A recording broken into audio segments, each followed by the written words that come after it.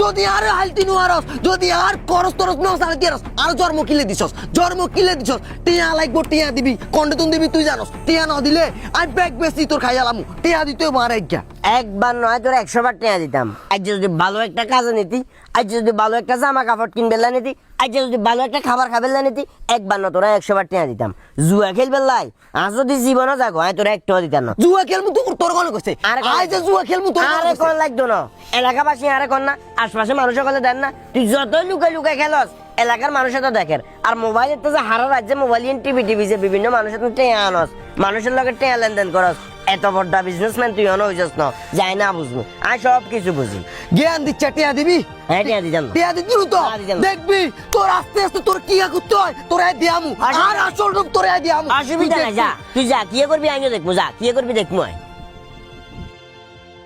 টাকা লাগবে 35,000 নগদ টাকা দিবেন হ্যান্ড ক্যাশ টাকা দিবেন গরু লয়ে যাবেন আমার কোনো প্রবলেম নাই। আরে বাবারে আমি হ্যান্ড ক্যাশ টাকাই দিব টাকার ব্যাপারে কোনো সমস্যা নাই তানভীর সাহেব, কিন্তু আমার মনে একটা প্রশ্ন থেকেই যায় যে এই গরুর বর্তমান বাজার মূল্য 60 থেকে 70,000 টাকা, ওই গরু আপনি আমাকে 35,000 টাকা দিয়ে কিভাবে দিচ্ছেন তানভীর সাহেব? আমার তো এটাই মাথায় ধরতেছে না। আরে ভাই আমার ইমার্জেন্সি টাকা লাগে ওই কারণে আমি গরু বেচি এত রঙের কফিয়ত তো আনরে দেওয়ার মতো আমার রাইট নাই। এতে যদি তোমার কৈফিয়ত না দেয় তোমার কৈফিয়ত দিয়ে এই গরুর মালিক হইলাম আই আর যাইতে তোমার লগে দামাদামি করেন ই হইলো আর হলা কি কইছি বুঝছা নাই হাতে গরু ইয়ে বেশি লেবের একটাই উদ্দেশ্য এটা হইলো হাতে জুয়া খেলবে টেয়া নাই আর কাছে সকালবেলা টেয়া খুঁজছে আর টেয়া দিতে আর এনু বার টেয়া দিতে না কইছি রে অঙ্গা আর গরু ইয়ে বেশি লেবেলা বলে হাতে হুমু করে। আমি তো মনে মনে এটাই চিন্তা করতেছি যে এই গরুর বর্তমান বাজার মূল্যের দাম হচ্ছে 60 থেকে 70,000 টাকা, ওই গরু উনি আমাকে কিভাবে 35,000 টাকা দিয়ে দিচ্ছে। আমি মনে মনে চিন্তাও করতেছি হয়তো গরুর ভিতরে সমস্যা হবে, না হয় আপনার ছেলের মধ্যে সমস্যা হবে।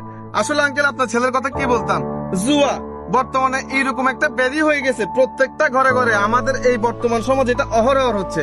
আর সবচেয়ে মজার বিষয় হচ্ছে মানে আমার এই কোরবানের এক শরিকদার ছিল, উনি প্রথমত আমার সাথে সহমত পোষণ করছিল একসাথে কোরবান দিবে বলছিল আমার এক শরিকদার আর কি। পরবর্তীতে উনি হুট করে বলছে যে হৃদয় সাহেব আমি তো আসলে ব্যবসায় লস খাওয়ার কারণে আপনার সাথে শরিক হয়ে কোরবান দিতে পারবো না। তো আমি সিক্রেট ভাবে বিষয়টা একটু খোঁজ খবর নিয়েছিলাম যে আসলে উনি কোরবান কেন দিতে পারবে না। পরবর্তীতে লোক মারফতে খবর পাইছি উনি নাকি জুয়া সর্বস্ব হারিয়ে এখন উনি আর কোরবান দিতে পারবে না।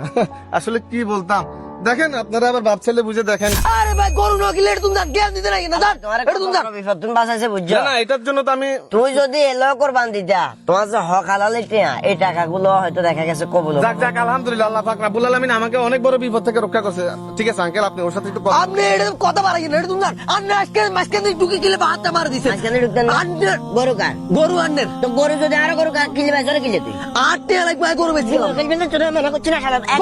আগুন লাগাই দিব গরু তাই আগুন লাগাই আন্নে যদি কেন দেন আন্নের অবস্থা খারাপ করবো দিয়া যাবো কি হবে দেখুন।